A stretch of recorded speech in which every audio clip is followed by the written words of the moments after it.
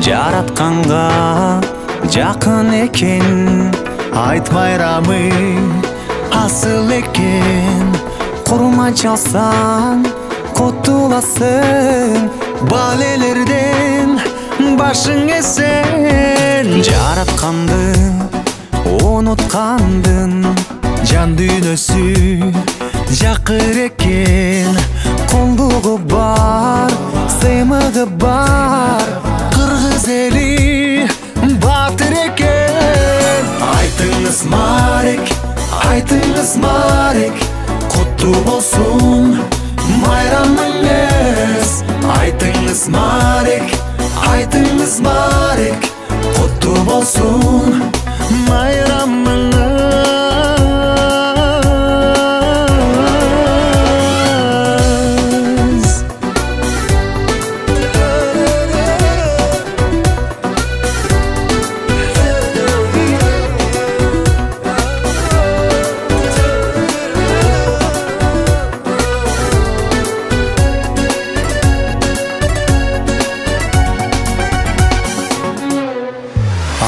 Тоосу бийик болуп, көкүрөккө үмүт алып, Марек болсун айтыңар деп, ак батасы тонук болуп. Улуулары урмат кылса, ичүлөрү сылык болуп, кылымдардан кел атабыз кыргыз деген улут болуп. Айтыңыз Марек, айтыңыз Марек, куттуу болсун майрамыңыз. Айтыңыз Марек, айтыңыз Марек, куттуу болсун майрамыңыз.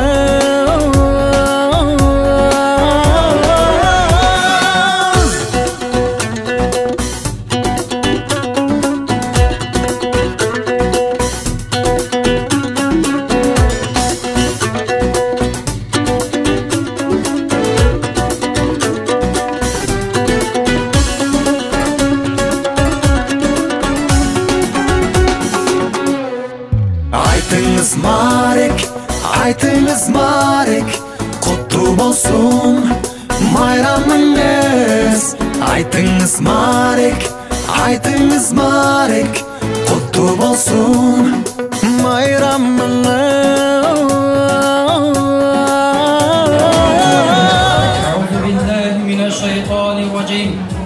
Аллахтың қарыдан, азабыдан қуылған шайтандан пана тілеймін. Бисмиллахир-рахманир-рахим. Меримді, ырайымды Аллахтың ісімі менен Пайғамбарымыз Мұхаммед Мустафа саллаллаху алейхи саламға салам салават айтыштық менен баштайбыз. Ассаламу алейкум ва рахматуллахи ва баракатуху. Урматтуу мекендештер, жердештер, замандаштар, жалпы мусулман диндеш бир туугандар, барыңыздарга бүгүнкү Курбан айт байрамыңыздар куттуу жана берекелүү. Ушул Курбан айтта Алла Таала ар бириңиздерден окуган намазыңыздарды, кылган ибадатыңыздарды, берген хайыр, ихсан, садака, зекет, дегеле кылган ар бир жакшы амалыңыздарды Алла Таала толугу менен даргейде кабыл кылган болсун дейбиз. Бүгүнкү күн тирүүлөрдүн байрамы деп көңүл улап жакшы сөздөр куп айтылсын. Пенденин кеткен күнөө кечирилип, о жакшылар куттуу болсун айттыбыз.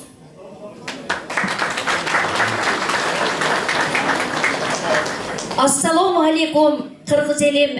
Бүгүн майрам ардактап сыйлап келдик. Амансыздарбы? Жаратканга чексиз шүгүр. Куш келиңиздер. Айыт Марек. Мекендештер, жердештер, айыт Марек. Аламда тынчтык болуп, гүлгө толсун. Элибизге ыйман ырыс, бакыт консун. Дасторконго түркүн жемиш, ырыскы толуп. Бүгүн Курбан айтыбыз Марек болсун. Куш келипсиздер.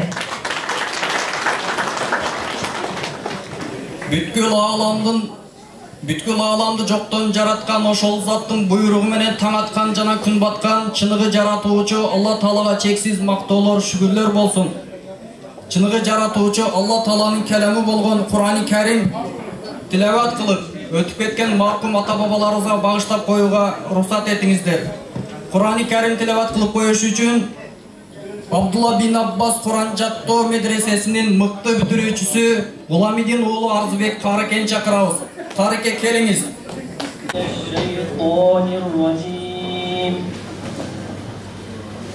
Bismillahirrahmanirrahim. Asa rabbukum an yarhamakum wa in udtum udna وجعلنا جهنم للكافرين حصيرا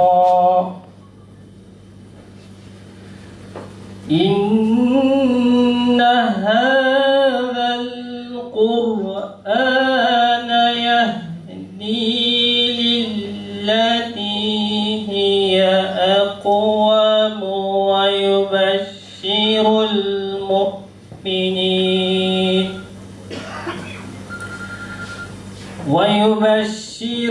المؤمنين الذين يعملون الصالحات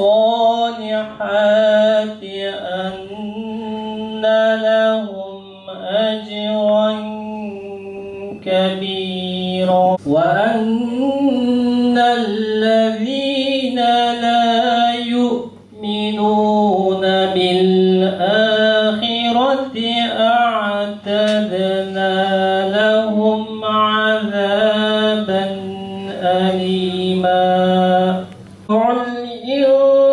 الإنسان بالشر دعاءه بالخير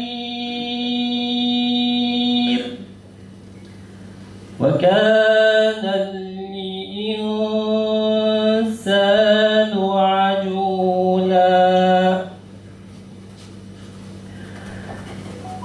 وجعلنا الليل والنهار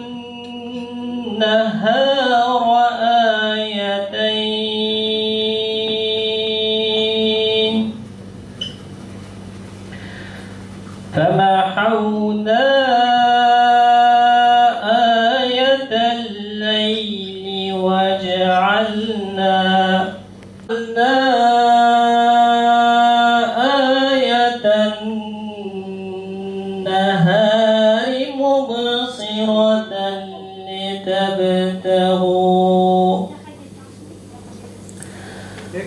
مبصرة لتبتغوا فضلا من ربكم ولتعلموا عدد السنين والحساب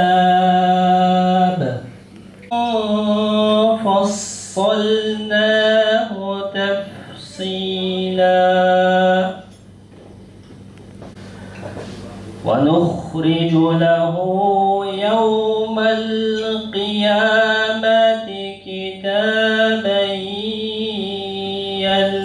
يلقاه منشورا صدق الله العظيم سبحان ربك رب العزة عما يصفون وسلام على المرسلين والحمد لله رب العالمين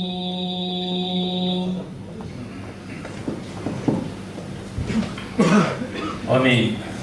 بسم الله الرحمن الرحيم. اللهم نفر قلوبنا بالقرآن، اللهم زين أخلاقنا بالقرآن، اللهم نجنا من النار بالقرآن، اللهم ادخلنا في الجنة بالقرآن، اللهم أنت بخشت في قبري، اللهم ارحمني بالقرآن العظيم واجعله لي إماما ونورا وهدى ورحمة، اللهم ذكرنا منهما ونسينا وعلمنا منهما وجهلنا وارزقنا تلاوته الليل وطرف النهار واجعله لي حجة يا رب العالمين. Ey Yaratkan Allah'ım, basir sıfatını görüp, alim sıfatını bilip durucu zatsın.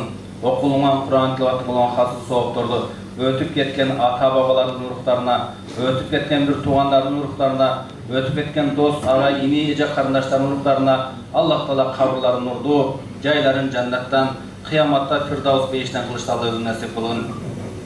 Rabbana atina fid dunya hasanatan wa fil akhirati hasanatan wa qina adhaban-nar.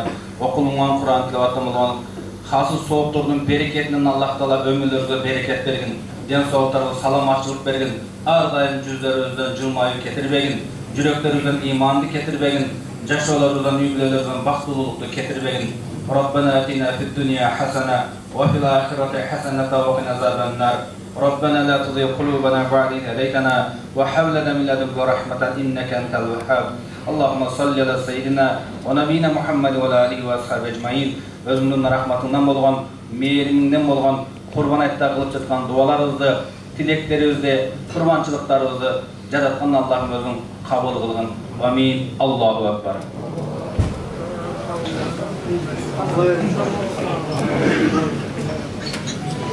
Бүгінгі Құрбан айттық майрамды кечебізді ачып беріш үшін Қадамжай қауымының төрағасы Алайбекән шақырабыз.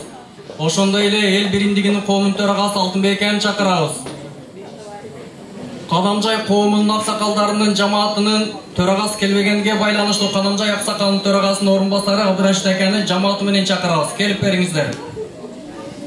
Жана ошондой эле учурдагы Кадамжай районунун кыз келиндер жамаатынын төрайымы Гүлмира Жусуалиеваны, ошону менен бирге эл биримдиги төрайымы Айзада Кадыралиева эжекелерибизди сөзгө чакырып койсок.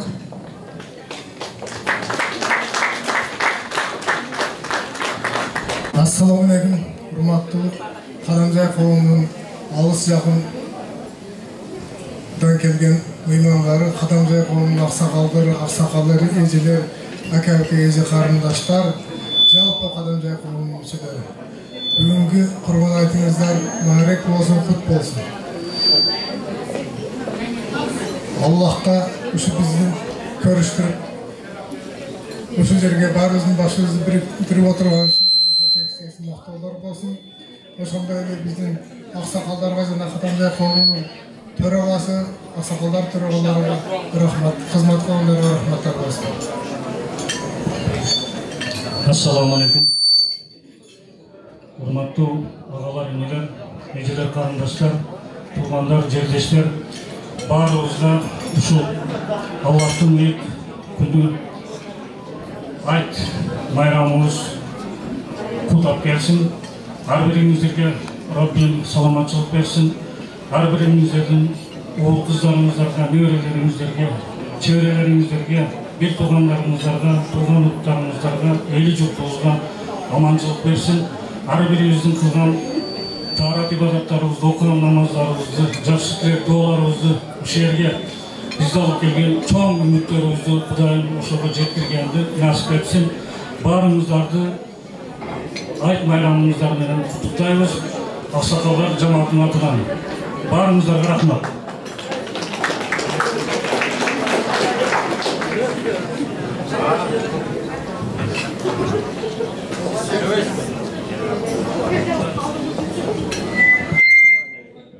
Assalamu alaikum, урматтуу мекендештер, урматтуу кадамжайлык туугандар, жана ошондой эле коноктор. Баарыңыздарды Курбан айт майрамыңыздар менен чын жүрөктөн куттуктайбыз. Сиздерге меделдик, баарыңыздарга үй бүлөлүк бакыт, чын ден соолук. Жана ошондой эле ушунчалык кел берген баарыңыздарга жана конокторго, ушул жерде кызмат кылган төрайым, төрагаларга, баарыңарга ыраазычылык билдирип кетебиз. Баарыңыздар куш келипсиздер, дагы бир жолу майрамыңыздар менен. Assalamu alaikum. Бүгүнкү Кадамжай коомунун, эл биримдик коомунун баарыңыздардын Курбан айт майрамыңыздар менен ушу күнгө жеткиргениге Алла Таалага шүгүрчүлүктөр болсун. Кандай ой максатта келсеңиздер, өзүңүздүн мекенге кайтканда Алла Таала ошол күнгө жеткирсин. Жакшы майрамды тосуп, көңүлдүү өткөргөндү Алла Таала кийинки жылы ушу күндө ушундай Курбан айттарга жеткирген баарыбызга насип кылсын. Майрамыңыздар менен дагы. Assalamu alaikum. Kırgızdın belgili Kurban ayt mayramıga bardığınızda kuş gelipsizler. Kadamjay rayonunun el birimligin mayramı kut bolsun. Ana bugün koş mayram. Mana şunca tuğan uruk, yeli jurtubuz, топтолуп отурабыз. Талаада мусафир болуп жүрсөк дагы кыргыз халк салтыны, санасыны эстен чыгарбай, Курбан айтты, Ороз айтты, Ооза чарды, бардыгын белгилеп келатат. Кудайыма шүгүр, заманыбыз тынч болсун, элибиз тынч болсун, дүйнөдө эч качан согуш болбосун, кыргыздын биримдиги эч качан ыдырабасын. Бардыгыбыз бир жакадан баш чыгарган, бир жеңден кол чыгарган, муштумдай түйүлгөн ынтымак эл бололу. Дагы бир жолу Курбан айтыңыздар менен бардыгыңыздар куш келипсиздер.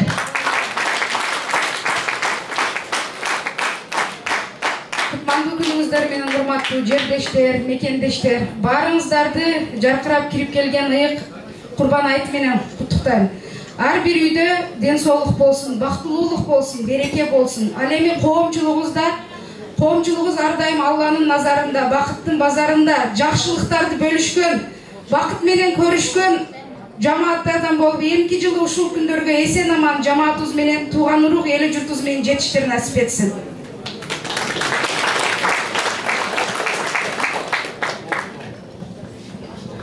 Ел биримдигинин аялдар жамаатынын атынан Курбан айтка бизден бир кой.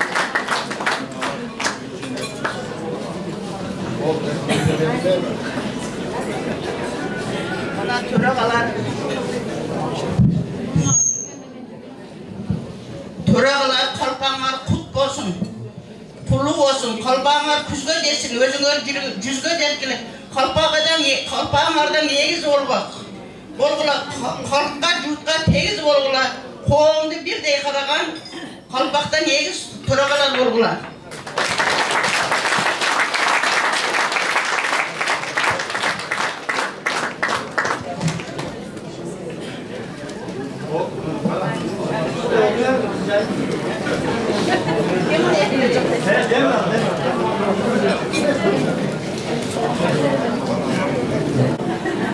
Бүгін Құрбан айт. Құрбан айт күні Құрбан айт туралы динибизге, иманыбызга, руханиятыбызга, дүние акыретибизге пайдасы тие турган сөз сүйлөп бериш үчүн устазыбыз Сүйүнбек Ажы Жусупалиевке сөз беребиз. Устаз, сөз сизде.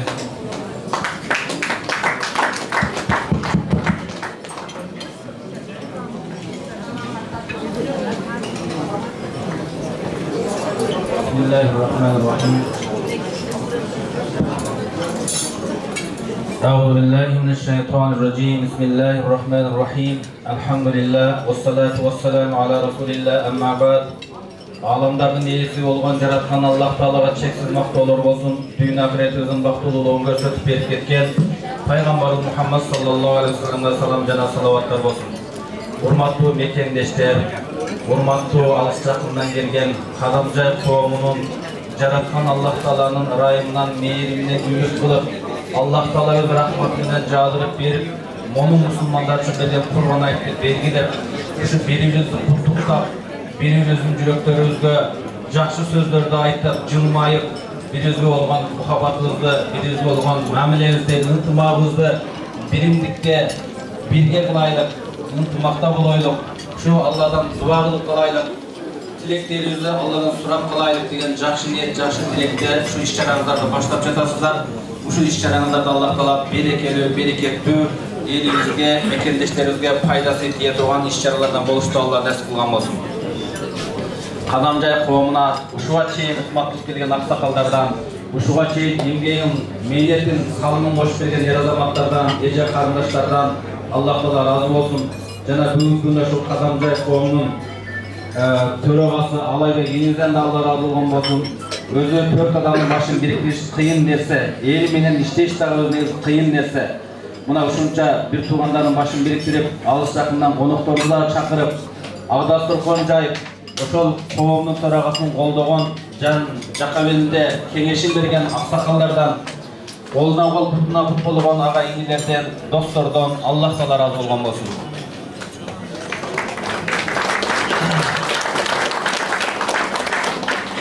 Bismillahirrahmanirrahim. Men sizlerge daha bir şu sözün başında rahatsızlık bildirem. Özü ağalımlar çıkkan örün sizlerin örönüңүздөр çındığında. Mana oşonu eski alıp damlalar keletken dep törüңүздөргө oturguzup ağalımlardı sıylaganlardan urpaklarından ağalımlar çıga öret çıgıp kelgen.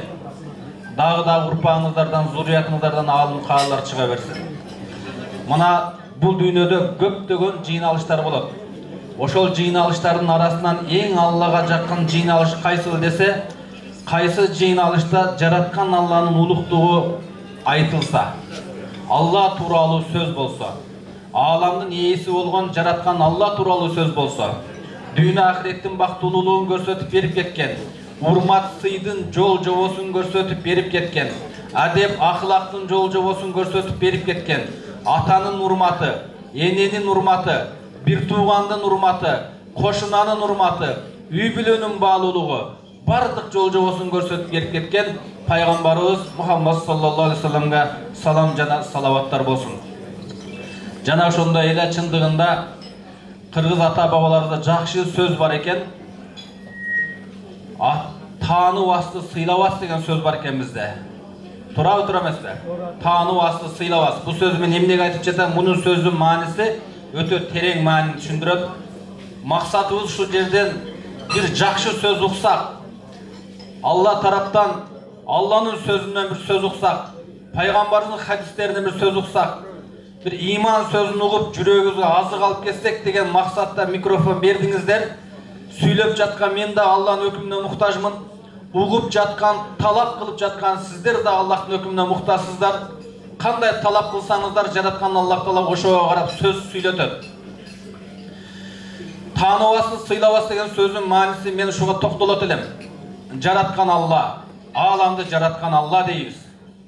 Бирок бүгүнкү күндө качан башыбызга кайгы түшкөндө, мүшкүл келгенде, проблема келгенде, балабыздан, же кызыбыздан, же досубуздан, же үй бүлөдөн, же семьядан, үй бүлөдөн бир машакат проблема келгенде Алланы эстей турган болуп баратабыз бүгүнкү күндө. Бүгүн көп сөздөр болот. Улуу урматталбай калды, кичүүлөр ызатталбай калды, үй бүлөдө баалуулук кетти. Улуунун урматы мурун билесиздер, ата бабаларыбыз кандай болгон эле. Айтайын дегеним, жараткан Алланы жакшы тааныган адам ал бирөөгө кыянаттык кылбайт. Улуунун акысына кирбейт, кичүүнүн акысына кирбейт, үй бүлөнүн акысын жебейт, үй бүлөнүн акысын берет. Атенин урматын ордуна коет. Биздин ата бабаларыбыз тутуп келген дини Ханафи мазхаб, Матуриди акыйда, Имам Азам мазхабын карматып келген ата бабаларыбыздын урпактары бүгүнкү күндө Аллах Таала Разак деген сыфаты бар. Рызкыны кайерге чачкан болсо, пенде ошол жерден терип жейт экен. Мына жерде бардыгыбыз ойлогон эмес элек, бардыгыбыз ушул жерге келип Москвадан рызкы табабыз деп ойлогон эмес элек. Бирок рызкы кайып. Bunu murun ele atalarımız aytıp koygan. Rızkı gayip, nike gayip, ölüm gayip dep. Gayip degen sözü bilesizler. Biz bilbeybiz. Oşonda öyle Allah Taala rızkını uşul jakka çaçkan eken, Allah'nın bergen rızkıсын terip jep жүрөбүz. Bötön eli bötön jerde жүргөндө dagы биздин максатыбыз эмне? Жараткан Аллахтын улуктугун жүрөгүбүздөн кетирбешибиз керек экенбиз. Жараткан Алланын улуктугун жүрөгүбүзгө орнотушубуз керек экенбиз. Ошондой биз кыянат кылбайт экенбиз. Ошондой биз бирөөнүн акысына кирбейт экенбиз, кыйбат кылбайт экенбиз, уурлук кылбайт экенбиз, жалган сүйлөбөйт экенбиз. Бирөөнүн акысын жебейт экенбиз. Эже карындаштарыбыз кор болбойт экен.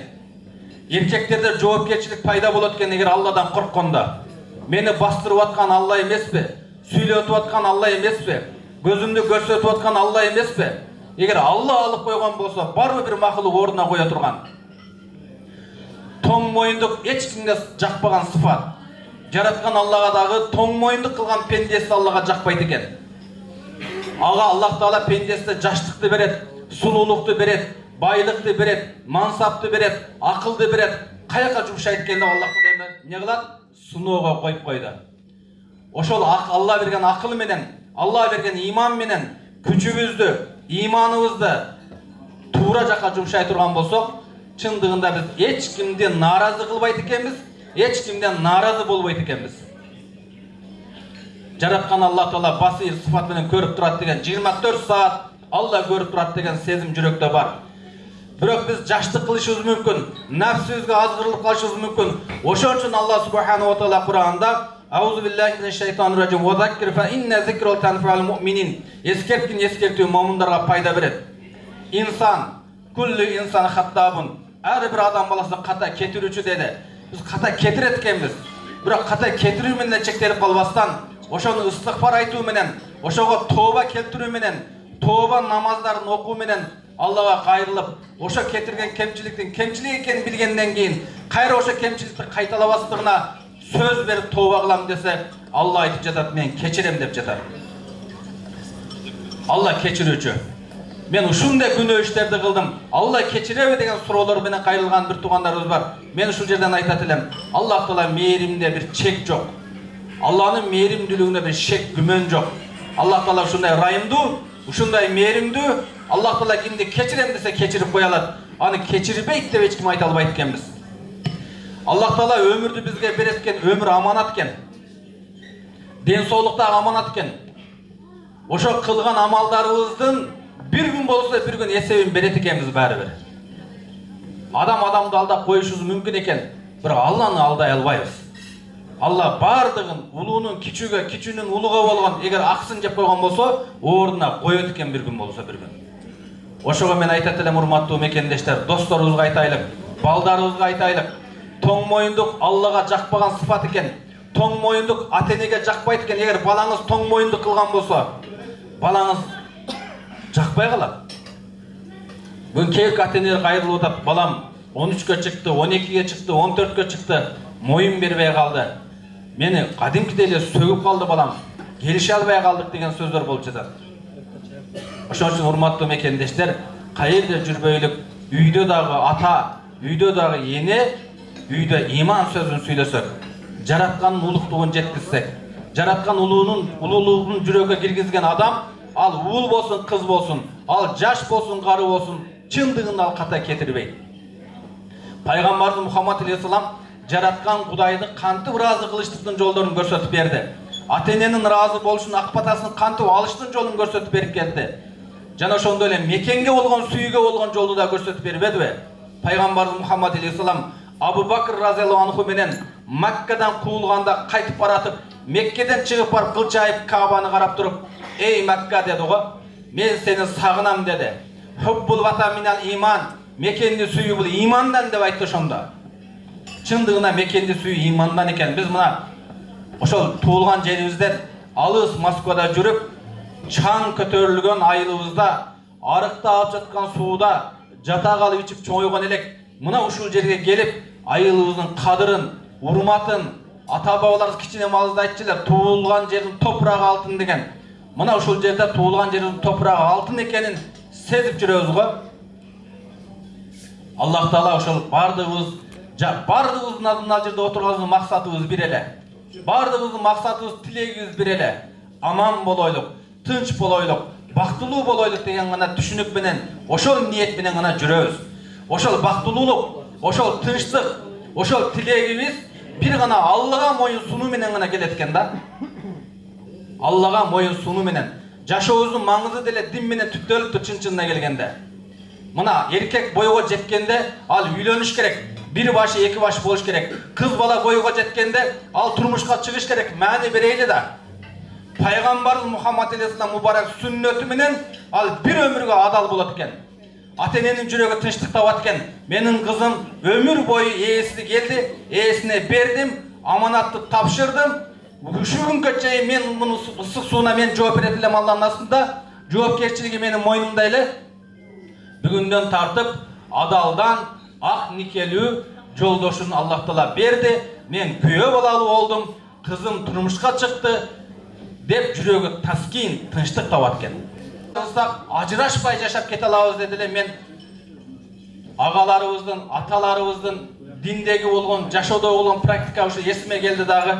Мен айттым, барыңар үйленелек бола тұрған болсаңар, үйлене тұрған мезгіліңер келгенде ата-енеңерге айтқыла. Мен үйлене тұрған қызды сіздер таап беріңіздер. Сіздер тапқан қызға үйленем деңіздер. Ошондо адашпайсыздар дедім. Не себептен? Ата балалы болуш өзү канча бир чоң немат. Балалы болуш. Аллах Таала пендесине эки жакшылык берет экен. Бири уул, бири кыз. Бүгүн биз балдарыбызды бойго жеткизип, түбөлүк жашап кете турган жар, урпак улана турган жерге келгенде маани бербейт экенбиз. Балам бойго жеттиң, таап кел, ат кел дейт экенбиз. Кызга деле ошентип калдык бүгүн. Бойго жеттиң, бирөө жарым карма турмушка чыкпайсыңбы? Жок, ондой эмес туугандар. Мына сиздер жакшы билесиздер. Ата-бабаларыбыз, ата-энелерибиз бала үчүн күйгөн, кыз үчүн күйгөн бул ата-энеден өткөн адам болбойт.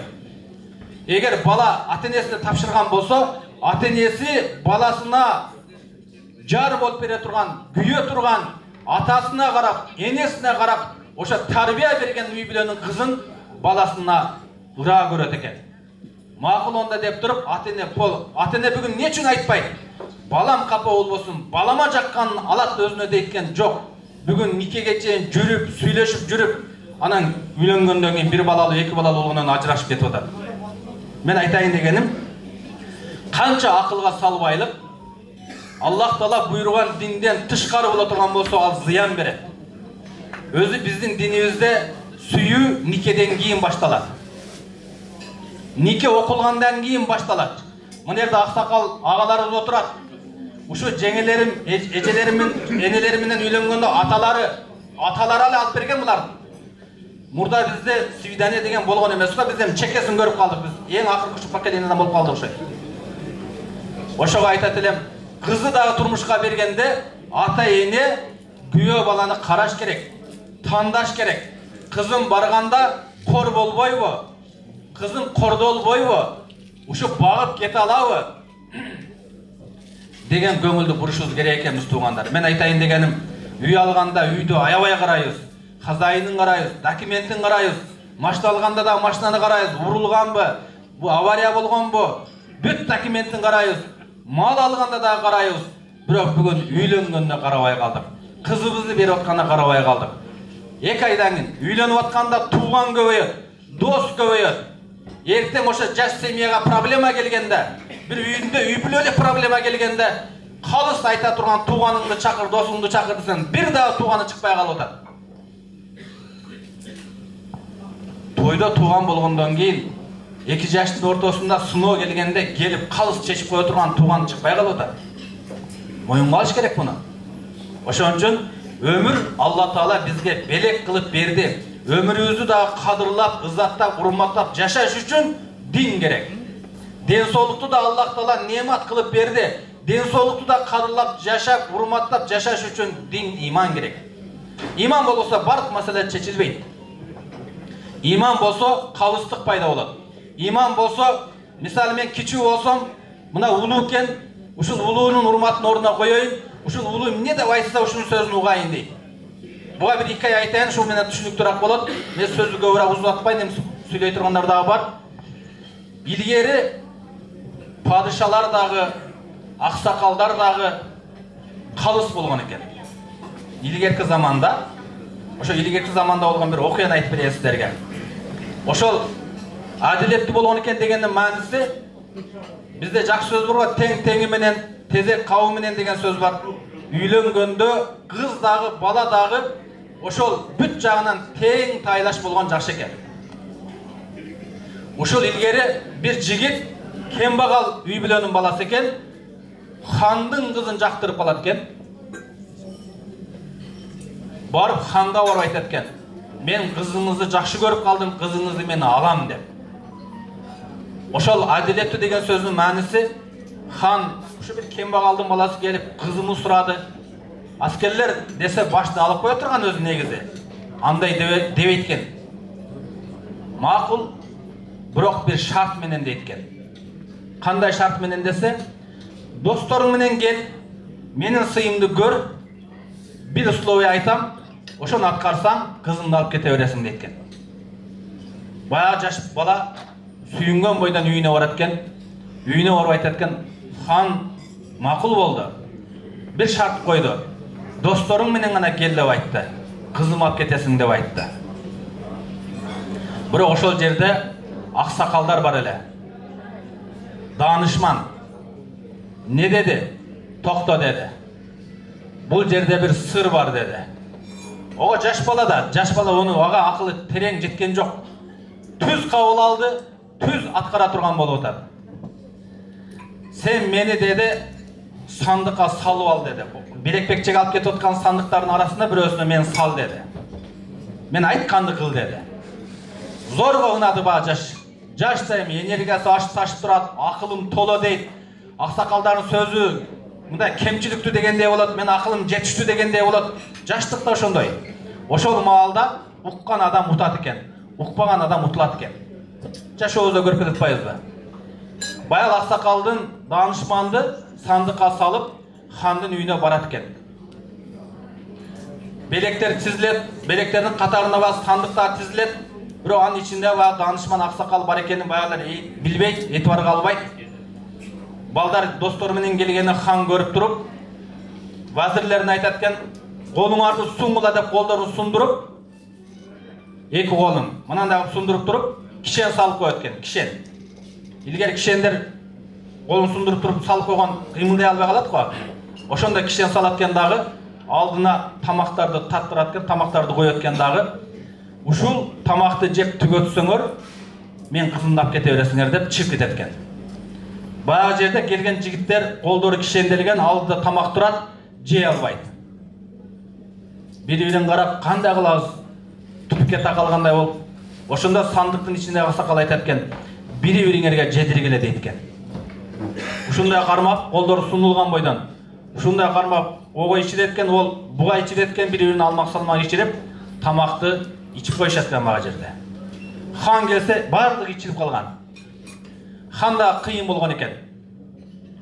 Сандыктын ичинде данышман аксакалдарды чыгаргыла дейт экен. Буга силердин башыңар жетпейт эле депчи. Буну айтыштан хикмат бар экен, урматтуу мекендештер.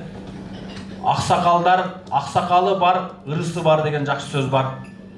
Аталарды сыйлаган, аксакалдарды сыйлаган, апаларды сыйлаган жаштар эч качан кор болбойт экен.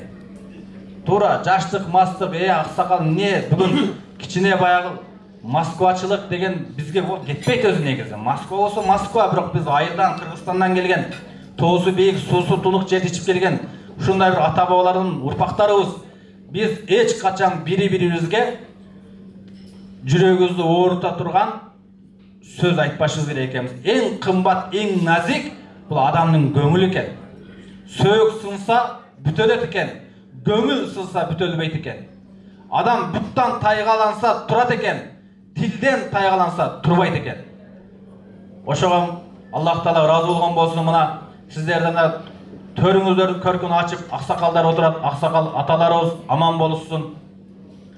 Бул жакта апаларыбыз, абжелерибиз отурат, инилерибиз отурат, алтын баштары аман болсун. Ушуларды төргө сыйлаганыңыздардын өзү белгиси көрүнүп турат. Ушулар менен кеңешип иш кылган жаштар угуп, максатыбыз эмне? Алла берген өмүрүбүздү кадырлап, Алла берген ырыскыны кадырлап, берекетин, ырахатын Алладан сурап, бирибизге ассаламу алейкум деп салам берип, ва алейкумуссалам ва рахматуллахи ва баракатух саламдашып, сыйлашып, бирибизге сый, ыззат, урмат өткөзүп, өмүр өткөзгөнгө не жетсин экен. Аллах Таала баарыңыздарды жараткан Аллахым, ушул Курбан айтта намаз окуп келдик бардыгыбыз. Курбан айтта окуган намаздарыбызды, намазда кылган дуаларыбызды, тилектерибизди мына бүгүндөн баштап 3 күндүн ичинде курбандык чалуу башталат. Чалып аткан курбандыктарыбызды Аллах Таала кабыл кылган болсун. Бардыгыбызга аманчылык, тынчылык, бардыгыбызга тынчылык, аманчылык, бактылуулук, жүрөктөрүбүзгө иман, жашоолорубузга дин, үй бүлөлөрүбүзгө бактылуулук, ааламда тынчтык, Кыргызстаныбызга тынчтык, Кыргызстаныбызды түбөлүктүү, бардыгыбызга аманчылык, тынчылык, ушул майрам ынтымакка, биримдикке себепчи болгон майрамдардан болушту Алла насип кылган болсун. Бирахматике я архамар рахимин. Аллаху акбар.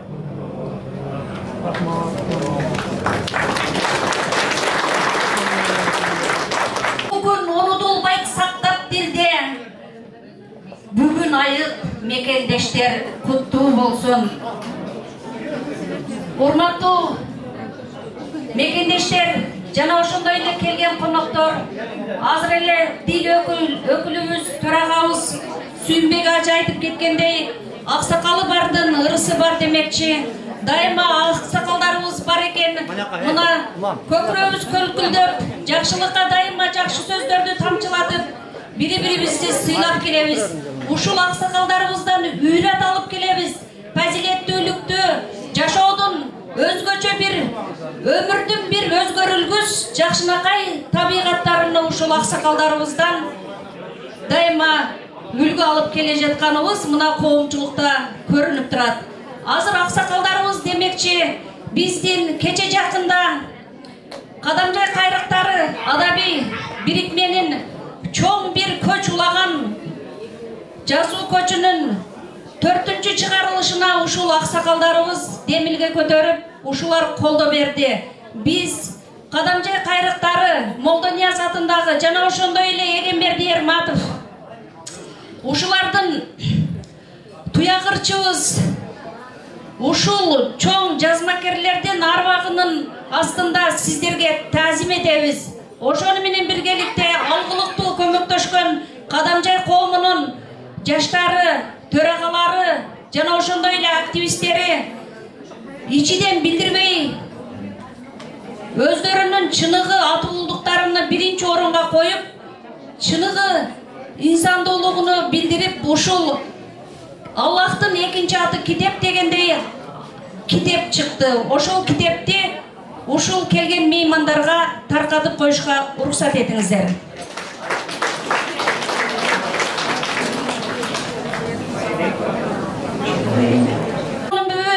Карабаева диаспора аялдар кеңешинин төрайымы.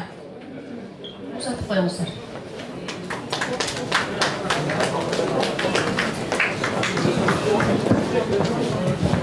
Урматтуу Сүйүнбек ажы Жусупалиев.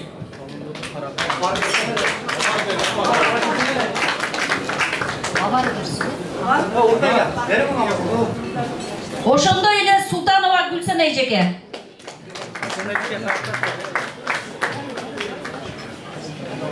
Урматтуу Жакпарова Шакар эже.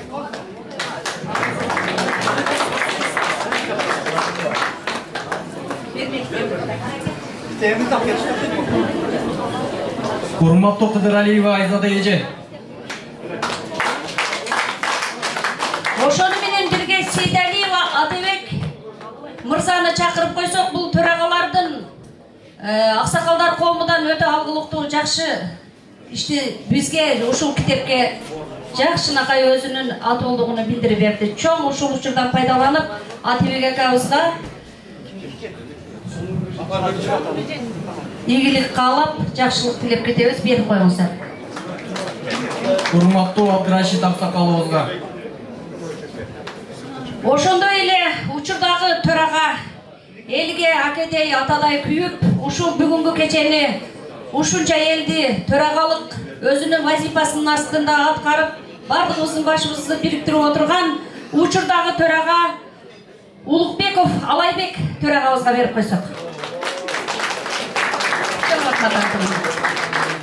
Урматтуу Акбар Алановичке берилет.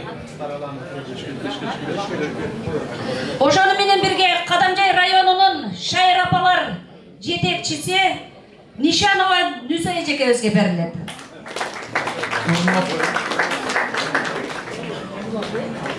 Урматтуу Маматжан мырзага берилет. Ошону менен бирге урматтуу Манас Жолдошбековга сизге берилет. Ошону менен биргеликте Табакел уулу Айбек мырзага берилет. Ошону менен бирге Максутов Мирлан төрагабызга берилет. Ошону менен биргеликте урматтуу Куджаев Улукбекеге берилет. Жана ошондой эле Ормонов Валижан акеге берилет. Албетте буну дагы айтып өтсөк болот. Эң алгылыктуу аксакалдардын сап башында турган ушул Кадамжай коомуга элибизге күйгөн инсандардын бири. Ормонов Валижан аке келип коем. Ошону менен биргеликте урматтуу Жаркынай Дүйшеевнага берилет.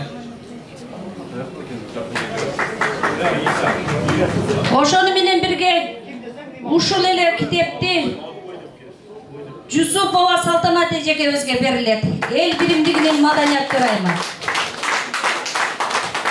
Ошону менен биргеликте Гүлмира Рахманалиевнага берилет. Учурдагы төрайымыбыз Гүлмира Жусупалиева келип коем.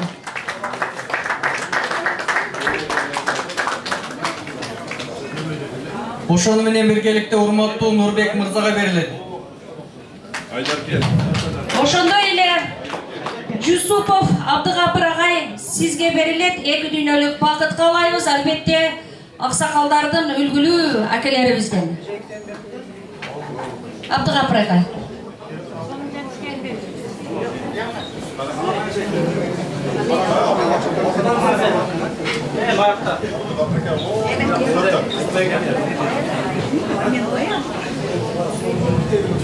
Анда эмесе китепти дагы берип алдык, урматтуу мекендештер, жердештер. Азыр ушул Кадамжай маданиятынын ырчы кызы Диана Туманова кызыбызды Айыт Марик деген жандуу үнү менен чакырып койсок, майрамдык маанай тартууга берсе. Районуна караштуу бардык элдер бүгүнкү Айыт майрамыңыздар марик болсун, төмөндөгү чыгарма сиздер үчүн жаңырсын. Майрамдык маанайда отурайлы.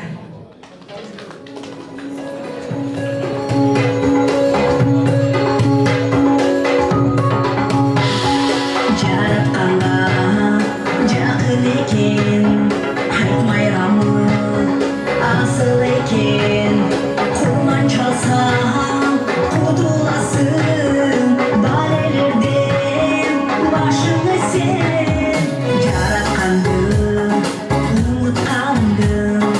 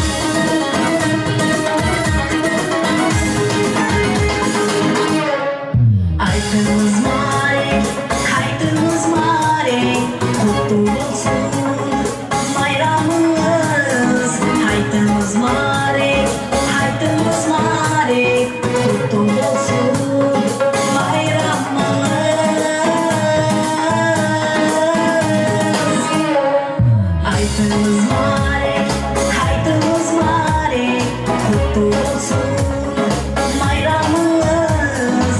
Айтыңыз Марек, құтты болсын байрамыңыз.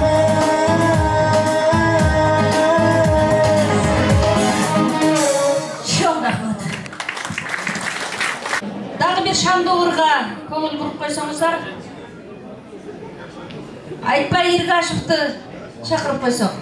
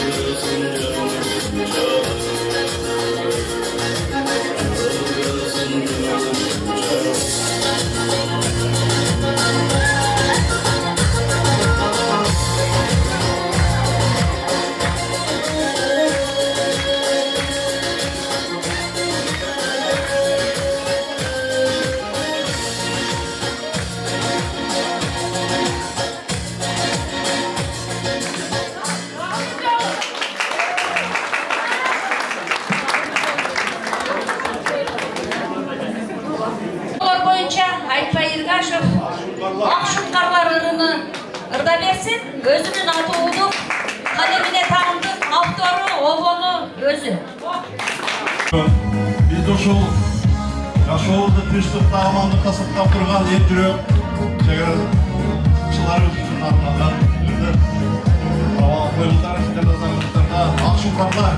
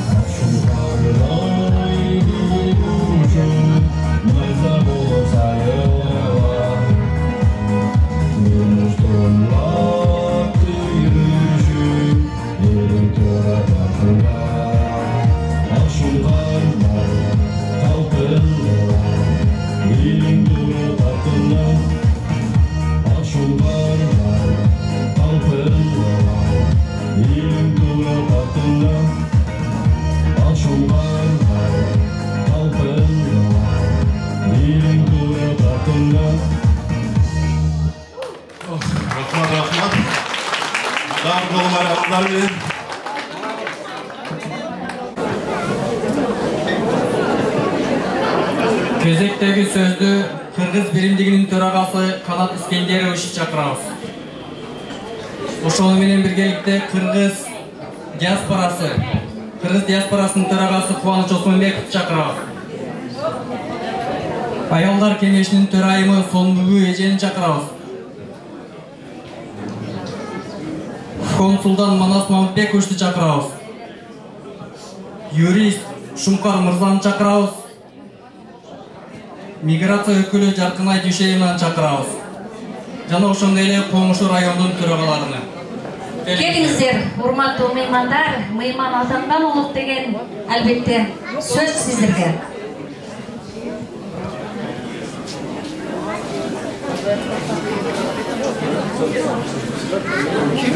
Келиң, сонунчу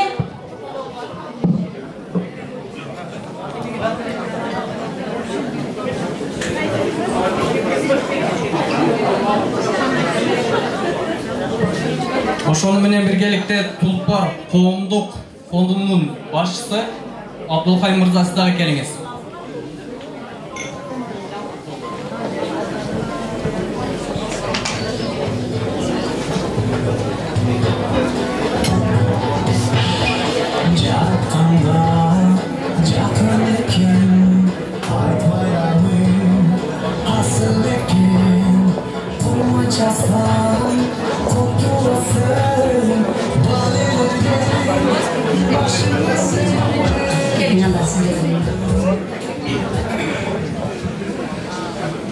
Амансыздарбы, урматтуу мекендештер, Кадамжай коомунун активисттери, өкүлдөрү, баарыңыздарды бүгүнкү Курман майрамы менен куттуктайм, айт майрек болсун. Азыр эми сүйүн ажыдан кийин көп нерсе айтышта кыйын болуп калды. Уже кыскасы баарыңыздарга ден соолук каалайм, Кудайдын улуу күнү, жакшы каалоо тилектерим бар тең кабыл болуп турган күн. Анан мен учурдан кайталанып, азыр мен консул катары представить этип койду, бирок мен иш сапарым карып, кызматымды өткөрүп бердим, 2 күн болду. Ошол силерге учурдан пайдаланып баарыңарга ыраазычылык билдирип кетет элем. Кызматташкандыгыбыз үчүн чогуу көп жакшы иштерди жасадык деп ойлойм. Өзүңөр анан албетте баа бересиңер, кандай иштер аткарылганына. Уже баарыңыздар аман эсен туруңуздар. Мен жарык жүзүм менен мекенге кайтып атам. Силерге да азбы көппү Кудай буйрса баарыңар мекенге кайтышыңарды тиленем. Баарыңыздан жарык жүзүңөр менен Кыргызстаныбызга кайтып келиңиздер. Чоң рахмат баарыңыздарга.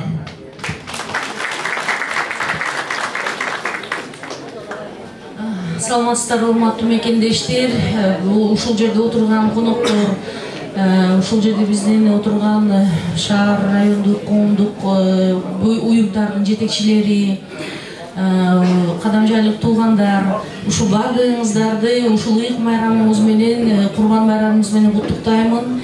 Эң негизгиси Курбан майрамында, Курбан айт күнү өзүңүздөр билесиздер, курмандык кылып, баардыгыбыз алакан жайып, журтубузга тынччылык, аманчылык тилейбиз. Ушул элибиз тынч болсун, эл арасында биз тынч болойлу. токчулук, молчулук, жакшылыктар боло берсин. Анан Манас Мамбек жакшы сөздү айтып атат, ушул баардыгыбыз ушул жерде иштеп, ырыскы таап, билүүбүз көбөйүп, жакшылыктар менен ушул мекенибизге кайтайлы. Ушул мекенибиз чындап эле бизди күтүп жатат. Ушул өзүбүздүн аталарыбызга, апаларыбызга, жакындарыбызга, үй бүлөбүзгө барып калайлы аманчылыкта. Ушул аман болойлу, тынччылыкта болойлу.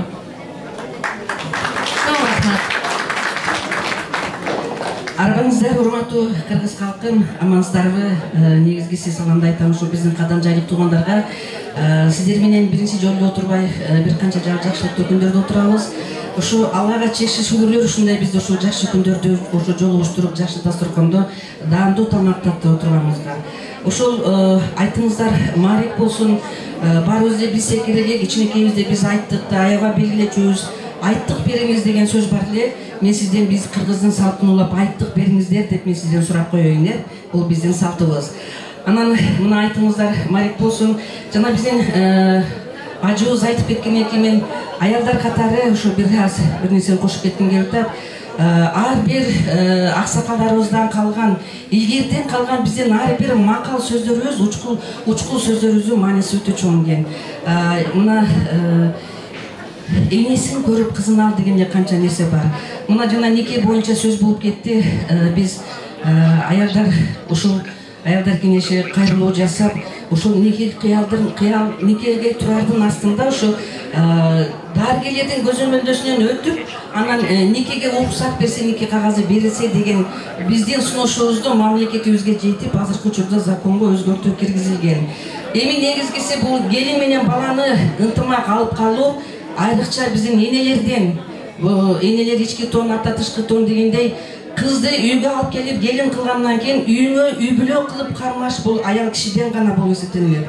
Себеби биз канчалык келинди жекирсек, биз балабызды жекирген болобуз. Канчалык келинибиздин нервине тийген болсок, биз балабызды ошончолук жаман жакка түрткөн болобуз. Ошон үчүн айымдар сиздерден суранычы, бардык нерсе биздин колубуздан. Аялдарда 60-тан ашкан мал бар дейт. Ошол ар бир үй бүлөнү, балабызды бактылуу кылып жашаш биздин колубуздан.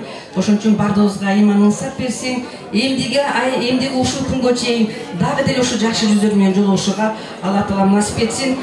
Ушул жерде биздин кадамжайдын аксакал эжелерибиз бар.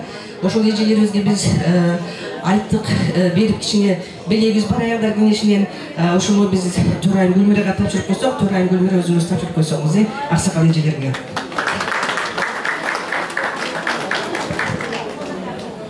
Ассаламу алейкум, урматтуу мекендештер. Жалпы Кадамжай коомунун жамааты баарыңыздарды Курбан айт байрамыңыздар менен куттуктайм. Жаратканыбыз жерибизге тынчтык, аманчылык, элибизге биримдик, ынтымакчылык, сабырдуулук берсин. Мына бүгүн Алайбек негиз баштаган төрага Кадамжайдын ушундай ыхсан кылып, курбандык чалып, эл чакырып, ушул жерден дуа алып атасыздар. Ошол бүгүнкү дуаларды Аллахым кабыл кылган болсун. Дайыма ушул ынтымагыңыздар бекем болуп, бири-бириңерге жөрөк болуп, бири-бирибизди колдоп жүрө берелик. Аман эсен кыргыз элибизге кайтканга чейин бардыгыбыз тынч аманда бололу. Рахмат. Ассаламу алейкум, урматтуу мекендештер, урматтуу жердештер, арбаңыздар. Ушул Кадамжай коомунун негизги Москва жергесинде кыргыз коомчулугунда, диаспорасында өзгөчө орду бар. Жалпы жааматка ийгилик каалап кетмекчибиз. Кыргыздарда улуу сөз бар экен, көч бара-бара түзөлөт деп коет. Ким ойлоптур, мындан 10 жыл мурун Москванын чоң ортосунда Кыргызстандын болгон эле бир району Грейген курмандык айт өткөрөттү.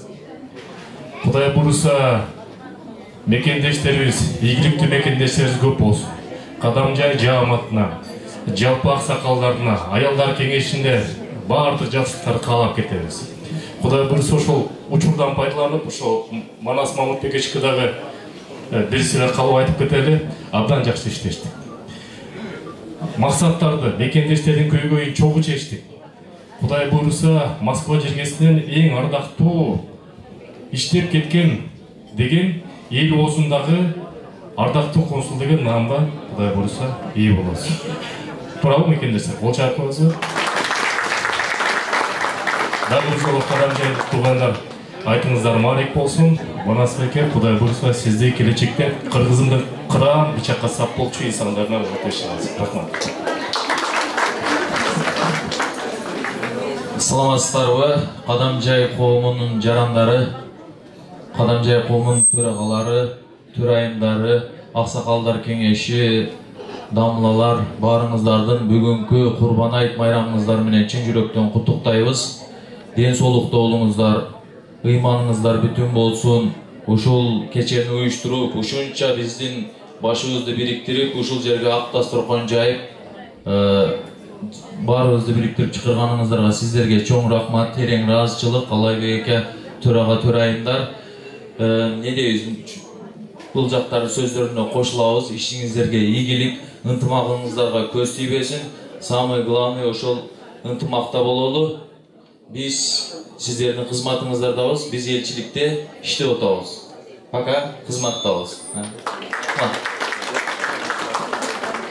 Ассаламу алейкум, урматтуу жамаат, амансыздарбы? Бардыңыздарды бүгүнкү Курбан айт майрамыңыздар менен чын жүрөктөн куттуктайм. Кадамжай коомуна биримдик, ынтымак каалайм. Алайбек, дасторконуңуздар ар дайым жакшылыкка жайылсын. Ассаламу алейкум, урматтуу мекендештер, урматтуу Кадамжай коомунун жалпы жамааты, аксакалдар, агалар, энелер, Кадамжай коомунун структурасына терең ыраазычылык. Майрамыңар кут болсун, айтыңар маарек болсун. Өзүбүздүн атынан, Кыргыз биримдик диаспорасынын төрагаларынын атынан силерге терең таасирот беребиз. Майрамыңар байрам болсун. Рахмат чоң маарек.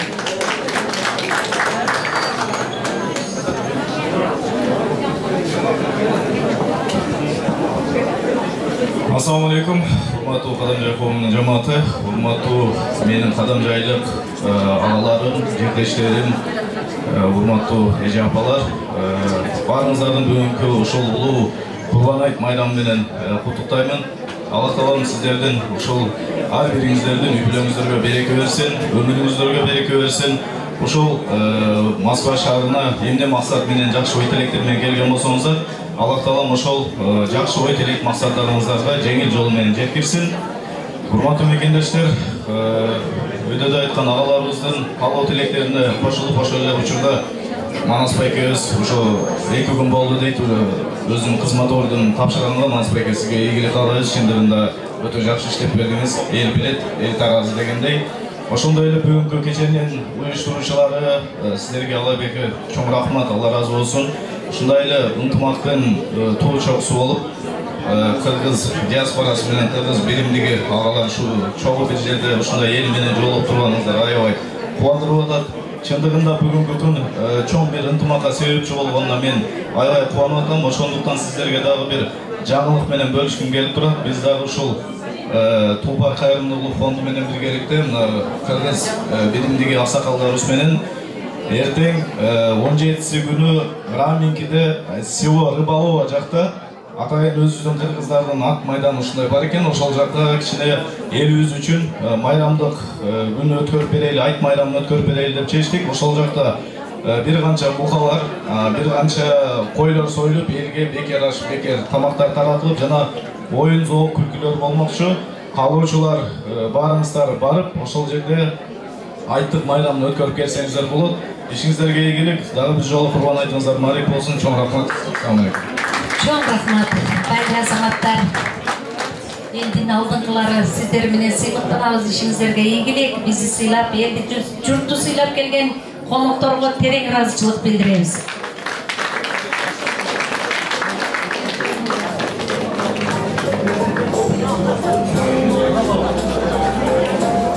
Биримдиги маданияты. Кол чабуулар менен. Рахмат.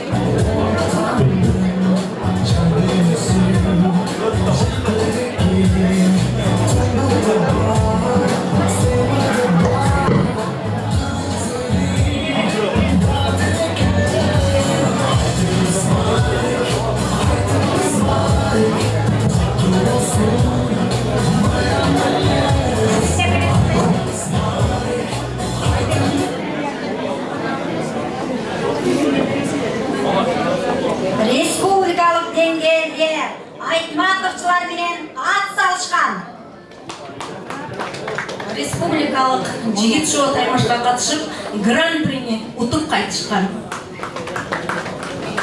Жаңы жылды жомокко айландырышкан. Эл биримдик коомунун өздүктүү курамы сиздер менен саламлашат. Ассаламу алейкум ва рахматуллахи ва баракатух. Алдамлардын эси Раббыбыз 18 000 адамды жаратуучу Аллахка чексиз шүгүрлөр жана мактоолор болсун. Ассаламу алейкум.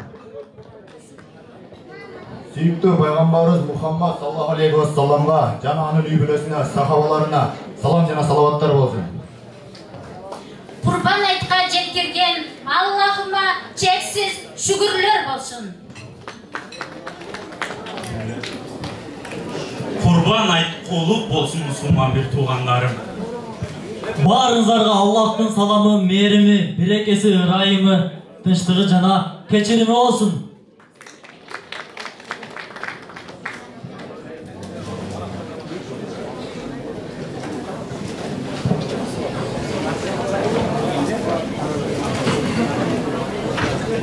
Асыл зат жытты белестен, ай сымал нурун тараткан, дуасы бизге берет дем, саламдар болсун жараткан. Жараткан буйрук жөнөткөн, о Аллахтын элчиси, куш келдиң, куттуу тараптан.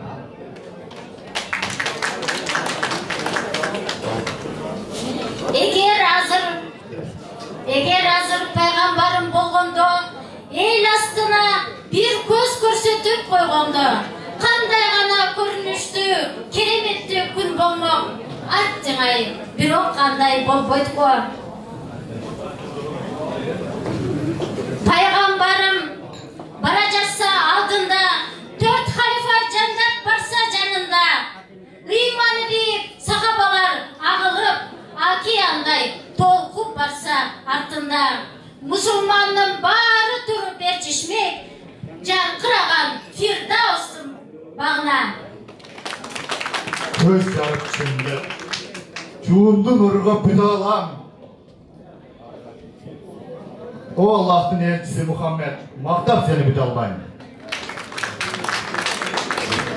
Айтыңыздар. Мубарак болсун.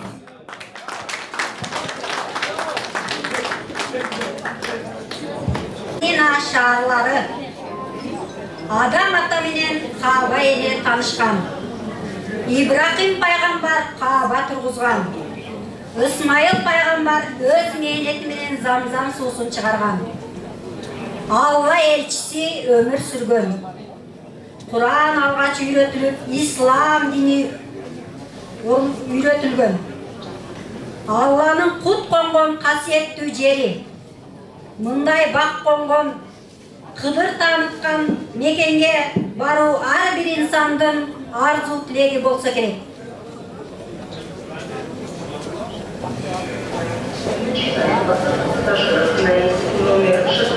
Ассаламу алейкум. Жақсылым, қандайсыздар? Жақсы, Құдайға шүкір. Өзіңіздер қоңдайсыздар? Алыстан көріп, қапаңызды көріп, қырғыз екенде түгін келе қалды. Қалпақ тағамған біздіген, қырғыз екенде не болды? Ажыға жинап қалдыңар, формаңар ұқшат. Ова, Құдай насып етті, ұшыл бүгін күнге насып еткен екен. Азыр, бір минут, Алло. О, ошон алғыла. Ақшасын берсе, дарау алғыланы. Мағыл. Улай беріңіз. Ошол, Құдай насып етті. Бүгін бірінші күні, бірінші жол ажыға жылаттандық. Толқындануға қарағанда бірінші жол кеттасың ба дейін? Ова. Әлбетте, Аллахтың айық Кабаны зиярат кылуу, Пайгамбар саллаллаху алейхи вассаламдын баш өткөн жолуну жашоо турмушуну көрүп келүү биз үчүн адетте. Мен канча жылдардан бери ниет кылып, бүгүн ушул Кудай насып эткен экен жыйнап. Өзүңүздөр кандай болду? Канча жол? Мен айтып кетсем, эсеп жеткизбейбиз эми. 10 жолу барышын. Десеткратный деген биз. Субханаллах, кабыл кылсын. Эми сен биринчи жол кетсең, мен сага жол көргүзөйүн. Азыр биринчи барабыз. Баргандан кийин кусул алабыз. Анан эхрам кийебиз.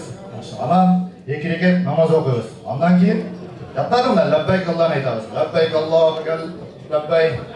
Jatladinglar, bravo. Inshaalloh. Endi Mekkaga borganda savdo qilish kerak, boshqa qilish kerak, bu yoqqa ola kelish kerak hozirda ko'rgan narsalardan. Sen meni aytsang, men sana qo'yan jatlig'icha aytib beraman. Al yerda qaysi yerdan arzon tasbih olib, bu yerga borib, qimmat sotish yo'lini yurdim. Endi bizda izlamasan, shu musultar fazla qarayib atqanlar. Bizda aytishadi-ku, ikki joqni birda olib ketdi. Endi poput Alloh ketadi-da. Alloh razı olsun. Hech qolmaysizlar-ku. Yo'q, kechikmay, sen birinchiligingdan jangoq o'tasan. Ali biz 3 soat kutib o'tiramiz Allohdan. Ondan ko'ra qanday jo'naganimda bizga 3 soatda kengira aytib bersang. Men bu yoqqa jo'nab qolganimni o'zimcha bir o'qiya, cho'nqani aytib turgan bo'lsam, biz 3 soat jetpay qoldik. Jetpagan samolyotdan ulandabizmi? Ulandabizmi? Men o'zim shahar o'zimizning jeka klinikada boshlariga bo'lgan ekanman. 30 yıldan beri. Yaxshi ekan. O'sha kunlarning birida janobi jardamchim bor. Jannat Mirzo degan chayvoy. Hem qo'llarda jardamchilar bo'lsa bo'lmaydi. Boshqalariga degan boshqalariga. O'sha ikkomiz jami kabinet bo'linib, o'sha kabinetda erkaklar joylashtirib, qarashtirib o'tiramiz. Qolganida Qalqon vazifda yo'q, o'tirib söylashaylik-da. Semiz o'tirib aytib beraylik qolganini. Başkıraş olup ketsen ya, vaqtinchalikqa. Barına buyruq berip oylab o'tiraversin. Qizlar kelib mo'jerga qo'l qo'yib qo'ysin deb so'ransa. Ya Aydana, ukeldan say, bilmem liboy ukeldan say. Endi qayerga o'rtat, buyruq o'rtat, validadan beri.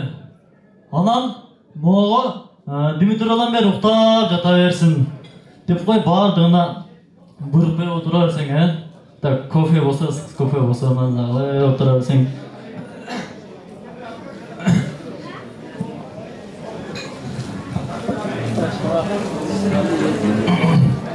Nimroz ko'ra bo'lib ketdingiz? Keldingiz. O'tiringiz. O'tiring. Yo'q. Janobi aytgan topshirmalar qanday bo'ldi? Topshirmalar tayyorlab qo'ydik. Janobi ojizlikqa borayotgan kompaniyalarimga chalib söylashib qo'ydim. Hozirga birinchidan birinchidan aljaga zagram pasport bor-ku. Zagram pasport kerak ekan birinchi очередьda. Pasport turibsiz. Ikkinchidan vaksinadan o'tish, bu yoqdan o'tkazib qo'yamiz dedi. Vaksinadan o'tasiz. Davomli ne kerak dedi? Aljaga eng glавный, eng nimasi ақша kerak ekan biletgacha. O'shaga ақша kerak bo'ldi, o'shaga ақшадан oladi. Jannat Mirzo o'zingiz xabaringiz bor. Shu kunda men qancha yildan beri kutib kelaman. 30 yildan beri Uşul emgek akımdan bölüp çoğultup, uşul güngacha çoğulup kelgen akşam var. Жалпы болыңыз. Дағы не керек дейді аға? Саға азыр шартқа байланыштуу кичине жылуу кийимдер даярдап койгонсузбу, кандай кийимдер керек ал жагачы главный? Кийимдерди жүктөр даярдап койгон, баары дайын. Анда болсо сизден Алла разы болсун. Дагы эме кылайынчы, тактайынчы, дагы аша болсун. Жанакы 7-ci baba olan aballa jönündө кандай болду? Ешким келбедиби ал? Кабарланып? Келиңиz. Келиңиz апа. Саламатсыз келиңиз. Келиңиz, отуруңуз апа. Балам, мен айтарым дегеним бул жерге акыл кирет келип атамын. Кандай дегенсиз аны? Силерге рахмат. Ушунчалык баламды дарылап, бутуна тургузуп койдуңар. Аллахым разы болсун силерден. Ошол үчүн акыл кирет силер менен баламды алып кетип, өзүмдү да дарылайм. Мен пенсиядагы адаммын балам. Силердин дарыган кымбат болуп атат. Ошон үчүн атасы да жумуштан чыкты.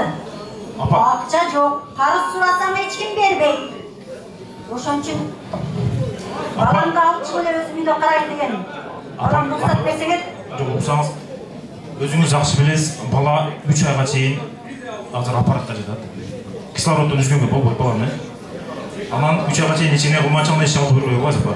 Үйгө алып кетем дегениңизге же биз кандай туура эмес кичине жакшы карабай атабызбы? Неге алып кетем деп атасыз ба? Жок балам, силердин карагыңар жакшы, эң жакшы. Кымбат дарыларды берип бутуна тургузуңар. Бирок акча жагы жок болуп атат. Жетишпей жатат акча жагы. Ошол жагы кыйын болуп атат. Ал эле чыгып кетейинчи балам, үйдө эле карайлычы. Апа, анда азыр мен башкалач менен сүйлөшөйүн. Мына клиниканын айтқан шектемен сөйлөшөйүн. Сиз бирок күтө туруңуз, мен сүйлөшүп туруп сизге жообун айтам. Акча боюнча сиз кызганып болбоңуз. Ооба, сөйтүп сыртта күтүп турсаңыз.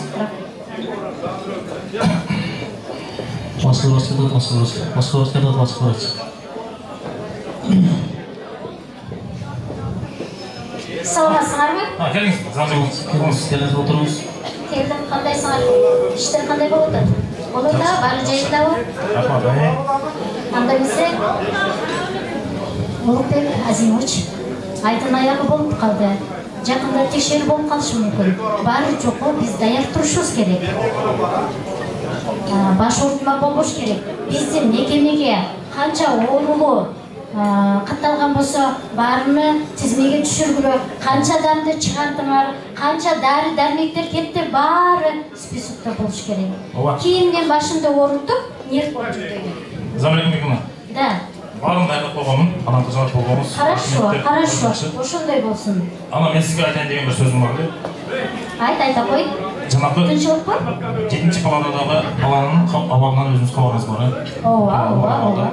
Лечение кылмайса, 3 айга чейин лечение кылбаса, ал өтө. Да, понимаю, всё. Жок, ошол боюнча. Подавайте, пожалуйста. Замрекем. Да. Азыр ошол боюнча атасы келиптир. Үйгө алып кетейин деп мен жөнөттүм. Сен ала өтө үйгө коюп койсуң. Исламдын өзүңө болбойт. Ошого мен сизге айтайын дегеним, клиникабызда жанагы 3 айлык дарылоо курстары, 2 курстар. Все, я понимаю тебя. Все. Sen mediksin de? Эми түшүнөбүз. Sen биздин бул жеке менчик, бул кайрымдуулук форма эмес го. Бул деген жеке менчик. Мен баарын эле ушундай кылып акча корото берсем, анда кандай болот?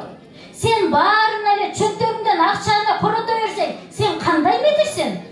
Мен түшүнүп атам сени, болду. Сенин жүрөгүң ооруп атат. Жаныңа түшүп атат. Мен сени түшүнүп турам. Болду.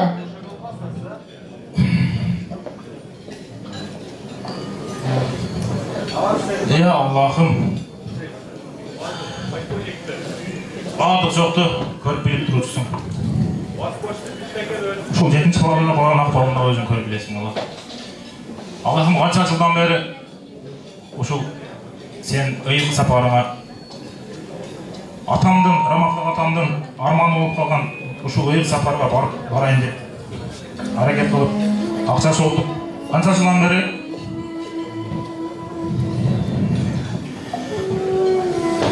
Пайгамбар саллаллаху алейхи вассаламдын баскан жерлерин көрөйүн деп ниет кылдым эле. Бирок бул баланын абалы мен үчүн андан жогору турат. Бирок бул менен мен сага болгон мээримим чек азайып калбайт, Аллахым. Насып кылган болсо, ага да барабыз. Жанак мырза, жанак апаны чакырыңыз. Мен сизди түшүнбөй турам. Ушул 10 жылдан бери иштеп, күнү-түн иштеп, жараткандын өзүнүн ыйык меккесинде көрүүнү насип эт деп сурангандан кийин ушундай ушунча акчаңызды ушул битте баланын ден курап каласызбы? Андай эмес да. Билесизби? Бул жашоодо биз пендебиз да, кандай сен алсак калабыз, өтүп калабыз. Бирок биздин эмес, Аллах айткан болот. Эгер Кудай насип этсе, мен да ажылыкка барам. Ол бала да оңайга. Сиз да баш врач болуп каласыз. Бир гана Кудайга тобокел кылайлы, калганы Аллах өзү билүүчү бар. Сиз эжени чакырыңыз. Азыр.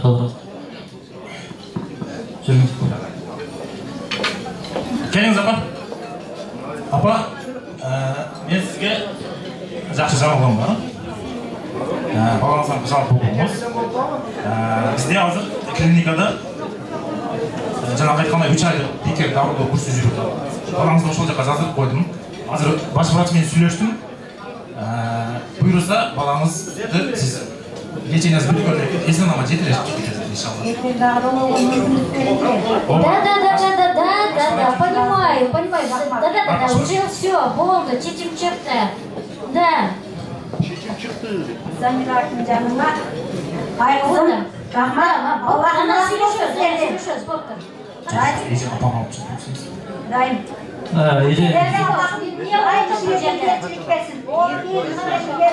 Хорошо. Улукбек Азизович, 20 күндік командировкаға жөнөтасыз. Короче, бардық бұйымдарыңызды жинаштырыңдағы жолға аттанın. Жылы компаниясынан сіз біздің мекеменің артынан сіз башқа дәрігер болып барасыз. Сізден бар жоғыз бекер болады. Сіз еш нәрседен ойланбаңыздағы бұйымдарыңызды жинаштырыңыз. Аллаға шүкір, бірақ Замира Кемековна, жаңағы баланы таштап кете албаймын. Нет, даже слышать не хочу. Ажылыққа бекер дейсіз, мен өзім жаңа çoğultқан.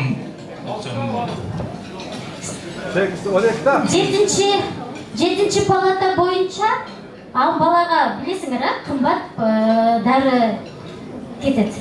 Ал бойынша сілер қыжылат болғыла. Аны біздің мекеме өзі дарылап, 3 ай өзі көзілерді болады. Ал жаққа мен кетіп қалсам болды ма, қарағанға? Ал жағынан да сен қыжылат болғыла. Мына башқа азырынша уақытынша жайнап қарап тұрады. Сен еш қыжылат болғын. Короче, давай, даярлан, бұйымдарыңды жиыштыр. Все, я пока ничего не знаю, уже приказ чекті. Çok rahmat. Все. Ya Allah. Zeynep Masa, ben hazır ögümüz yetişimini görüyorum. Ögümüz. Hazır öyle, maksatı ne kutu bu kadar? Gördüğünüz Zeynep Masa. Allah kalağım olsa, zamanında yoktan var. Zamanında bizim niyetlerimizde yüzeye aşar. Hazır süreç durduk öyle, Kuday nasip etti. Gördünüz, ben de açılıkta baratırgan oldum inşallah. Siz daha uaqtınca olsa da başçıraç kıladırgan oldunuz. Kuturdan, 7 baltaları Allah'tan darılandırgan oldu. Allah'a tek şükür olsun. Geliniz tutak var. Ya kavuş.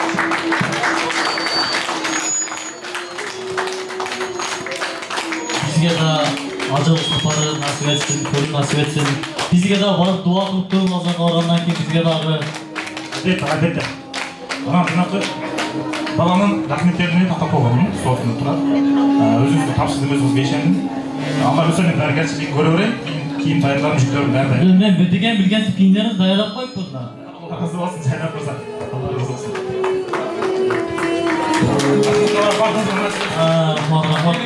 Anam o halatını seçip koyuyorsun. Biz kiyiyoruz lan. Başkanımızlara. Çok rahmat, baylı azamattар, талантыңыздарды Құдай сүйіп, дайыма ушул деп ел астында элдин көйгөйүнө салмактуу сабактарды көрсөтүп жүрө бериңиздер. Залкар Чыңгыз Айтматовдун 90 жылдыгына арналган маарекенин жеңүүчүлөрү Кыргыз Республикасынын жана ошондой эле Кадамжай районунун Баткен облусундагы Кадамжай эл биримдигинин таланттарына тайжымын. Жаратқан бұл өңімбі түшімбі қараңыздаршы барлығы бір заматта болып кетті. Пенден айтқаны болмайды екен, Аллахын айтқандай болады екен. Мен да бүгіннен баштап намаз оқи баштайын. Мені да жаратқанның ұйық Меккесіне көрілі насip етсін мені.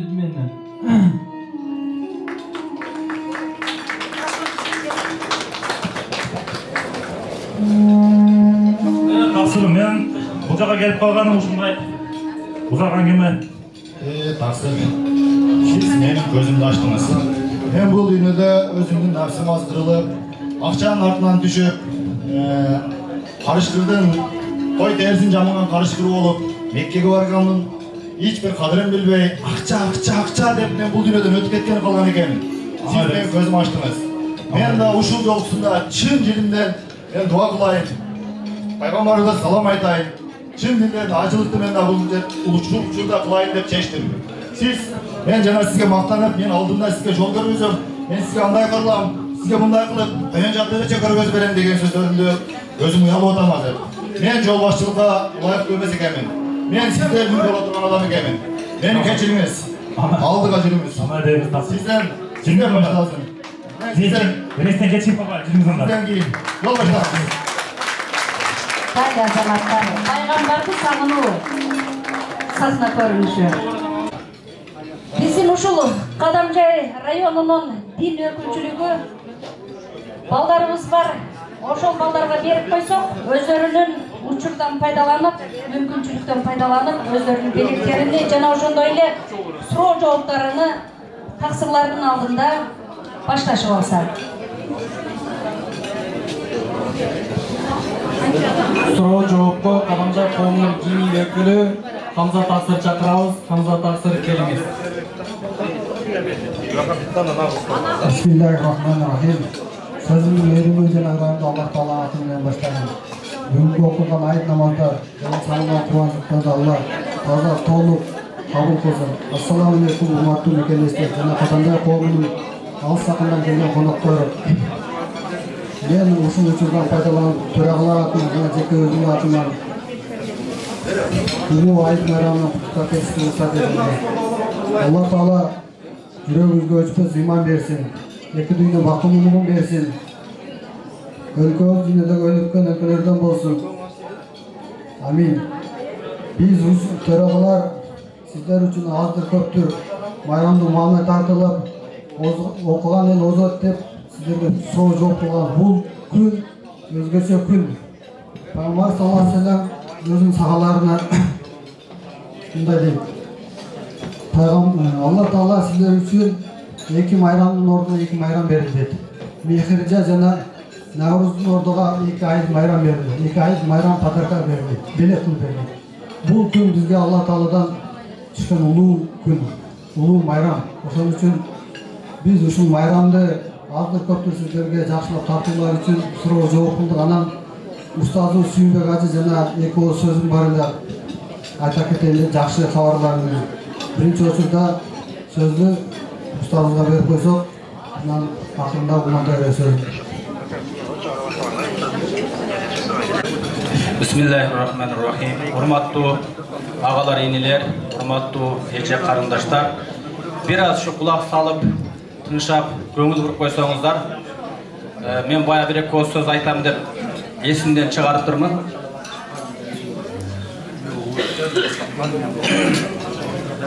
2-3 мүнөт эле. Азыр көп жерде эле карасак, үй салыш керек десе акчага такалат экен. Үйлөнөлүн десең да акчага такалат деп.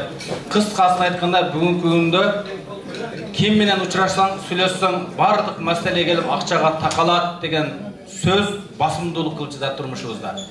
Мен ушул жерден пайдаланып айтат элем, урматтуу мекендештер. Урматтуу мекендештер, акчага такалат дебейлик.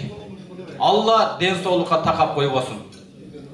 Басып аткан бутубуз, басып аткан чоң байлык. Ден соолугубуз, алты саныбыз аман, бул чоң байлык. Акчага такалат десек адашат экенбиз. Алла Таала алтын башыбызды аман кылса, бул чоң байлык экен. Азыр мына Кадамжай коомунун ушул айттыкка уюштурган иш-чарасында Кадамжай коомунун төрагасы менен биргеликте диний өкүл Хамза Таксырыбыз бир тууган мекендештерибиздин ыйманын өсүшүнө, дагы да болсо Аллага жакыныраак болуп, Алланын ыраазылыгын табыштыкта бир сюрприздерди растап, белектерди, бекчектерди даярдаган экен. Суроо жооп кылып, атайын дамыллар отуратынан да ошого өткөндө менен белет алган эле. Ошол белетти розыгрыш кылып берелик уткандарга деп. Ошо белет тууралуу мен сиздерге кыска нуска кененирээк түшүнүк берип коеюн дедим. Устаздардын көпчүлүгү мен бая айтып өткөндөй Баткен областынан чыккан. Ар бир адамдын жүрөгүндө бир мечте болот экен. Аллах Таала рахмат кылган болсун, экс муфти Кимсанбай ажы. Андан кийин Молдо Абдусаттар дамылла, устазыбыз Алла рахмат кылган болсун. Андан кийин Молдо Мурат Али. Андан кийин мына кече жакында эле өттү Молло Сабыр устазыбыз. Молло Шакир устазыбыз. Бир канча устаздарыбыз өттү. Жана ошондой эле Кыргызстаныбызды дүйнөгө тааныткан ошондой инсанды себепчи болгон ушу устаздар. Ошол устаздардын бири Раматылык сапарда, илимий сапарда, Россиянын бир канча региондоруна чогуу бирге сапарда жүрдүк. Чубак ажы маркум Устазыбыздан Аллах Таала кабырларын нурду кылган болсун. Менин ошол устаздардын колунан өтүп, ошол устаздардын колунда сухбатында болуп, ушу Россияда эмгектенип мигрант болуп 21 жылдан бери жүрөбүз. Ушул жерде мекендештердин башын бириктирип, өткөн ата бабаларыбыздын, өткөн устаздарыбыздын урухтарын сыйлап, өткөндөрдү даңктамайын тирүүлөр бакталбайт деген темада бөтөн жерде жүргөн мекендештерибизди, бизди ушундай устаздар мээнет кылган, кызмат кылган, ошолордун берекетинен бүгүн биздин мына дастуркондорубуз толтура отурат, берекетти берип атат, ошолордун курманчылыгынын берекетинен деген маңызда өткөндөрдү даңктамайын тирүүлөр бакталбайт аттуу иман Куран окуу кечеси болот жакында. Бул кече өтө турган жер чаканыраак болгон үчүн жарыяны реклама кылып чыгарбадык. Эгер сиздер ушу билет тууралуу маалымат алам десеңиздер, мына төрөгаңыздар Алайбек мырзадан кайрылсаңыздар болот. Биз ушундай эле жүзмө-жүз эле аксакалдарга, жаштарга, коом төрагаларына эле кайрылып айтып коюп атабыз. Алып, уже аз калды Кудай буйруса. Ошол муфтий Азирет муфтийибиз баш болуп келет Кудайым буйруса. Орто Азиядан, ошол Молда Абдугафар Казакстандан, анын бир тууган агасы келүүсү күтүлүүдө, Өзбекстандан келүүлөр күтүлүүдө. Чоң устаздардын урматы чоң экрандан чыгып, Куран окулуп, ошол жерде 70-80% иман сабагы болот. Ошого бир кичине иманды көтөрүп, ушул жакта кичине рухубузду көтөрүп, духубузду көтөрүп, иман сабактарын угуп пайдалуу кылсаңыздар деген сөздү угуп, мына ошо Хамза Алай мырза, Алла ыраазы болгон болсун, билетиңизден 15-ти бериң, досторубуз алды. Ушуну элге биз суроо жоопторго сюрприз кылып берели деп 15 билет алышты. Кудайым буйруса, Алла ыраазы болгон болсун. Барамын, аламын, көрөмүн, барайын дегендер болсо, ошо төрөгаңыздарга кайрылсаңыздар болот. Аллахым сиздерден ыраазы болгон болсун. Сиздер кенен улансаңыздар, бизди будан кийин да бир жерде бир коом күтүп турат. Ага барып кызматыбызды кылсак, андан кийин дагы бир эки жерде күтүп турат. Биздин кызмат ушундай экен, туура кабыл аласыздар деп ойлойм. Ассаламу алейкум ва рахматуллахи ва баракатух. Устаз атаңа улуктар дини иш-чара болуп атат. Өзүңүз бир эки суроо берип берсеңиз. Бисмилла дегенде эле биринчи суроону устаз берсин анда. Мен бул жерде аксакалдарда, бул дамлаларга берген себеби өзүңүз дардасак, өзүңөрдүн адамыңарга айтып коет экенсиңер деген ой күмөн жок болуштугу үчүн мындай туурадан туура келип берип атам. Устаздардын баардыгы баткен кадамдардан чыккандардын урпактарына кандай суроо беришке ойлонуп калдым мен азыр. Суроо берсе менен азыр жооп бересиздер го дейм азыр, а? Белекке азыркы айткан иш-чарага билеттер берилет. Ошол аалымдардын урматына болуп аткан иш-чарага сюрприз билет экен. Фатиха сүрөсү канча аят турат? Канча аяттан Фатиха сүрөсү? Жооп берген адам кол көтөрүп туруп жооп берсе? Фатиха сүрөсү. Тилек мырза, биринчи көтөргөн адамга микрофон бериңиз. Ким кол көтөрүп жооп берди? Ким? Мен көрдүм да. 7 аяттан турат. Аллахым ыраазы болгон болсун. Алган мен ошо дамга чатамна. Байгаңыз. Устаз экинчи суроо, 5 суроо берип коебуз.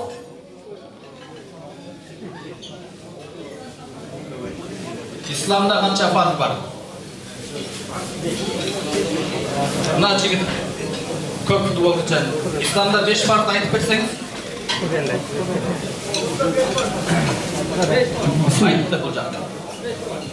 Ассаламу алейкум баарыңыздарга, айтыңыздар марек болсун. Исламдагы 5 парыз, биринчиси иман келтирүү, экинчиси 5 убакыт намаз, үчүнчүсү орозо, зекет, мүмкүнчүлүк болсо ажылык. Машалла, белеңиз куттуу болсун. Эме уруксат бересиздер. Дагы 3 суроо устаз. Илимде канча фарз бар? Илимде канча фарз бар? Илимде канча фарз бар? Ким жооп берди?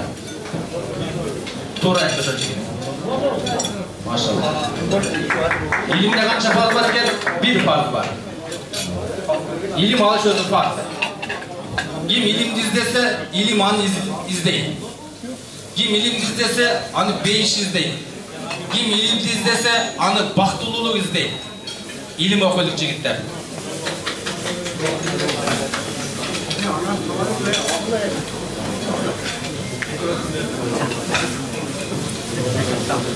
Ustaz Allah razı olsun gelgenizden. Size de çok rahmat. Ustaz güzel bırak.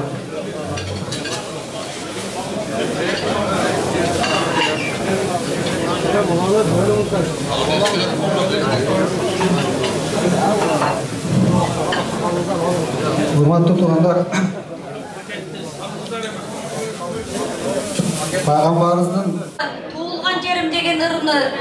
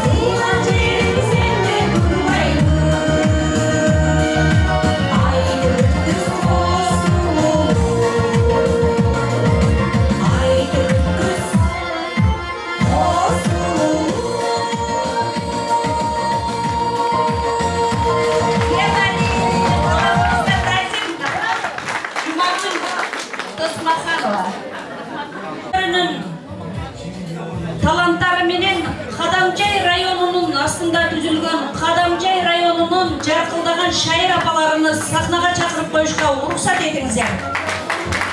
Майрамдар майрамга улансын, келиңиздер. Бүгүн майрам жүрөктөрдө кир калбасын.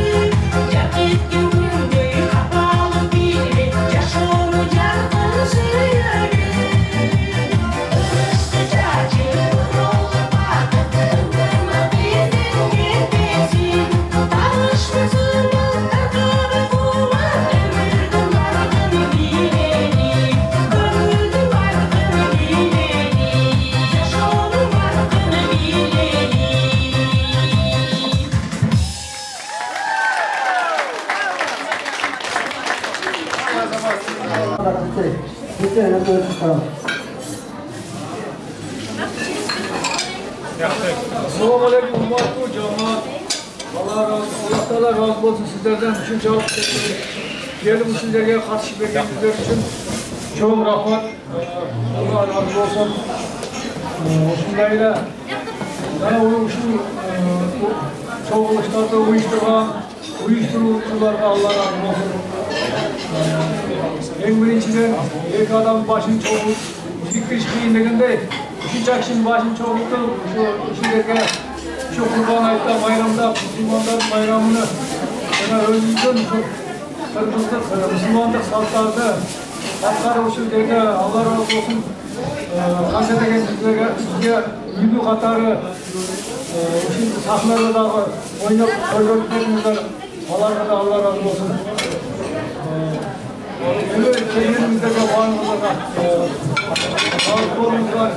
Ameliyat sağlık var. Yeni ki şu aylarga, şu yıllarga Kuday bir sağ Kurban Aytlarga başlı zaman el kolumuz sağlık olur. Sağlıklarla jet gelişme Allah'tan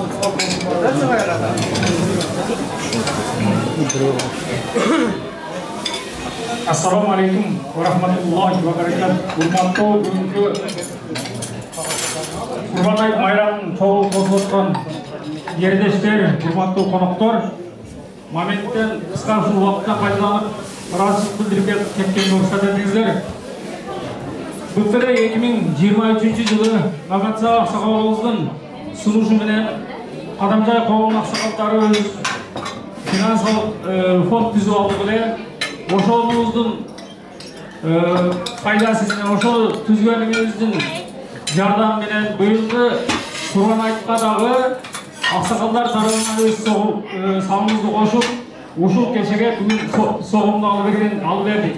Ошол салым кошкон аксакалдардын баарына терең ыраазычылык билдирип рұқсат етіңіздер.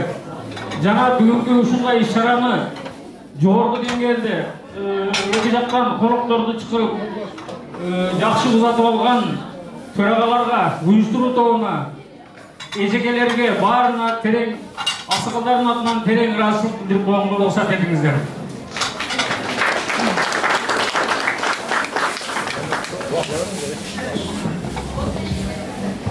أعوذ بالله من الشيطان الرجيم.